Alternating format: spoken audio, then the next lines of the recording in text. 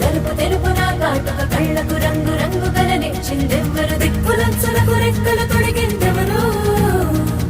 నిదుర మరిచిన రెప్పల జంటకు సిగ్గు మరుమారు ఇచ్చింది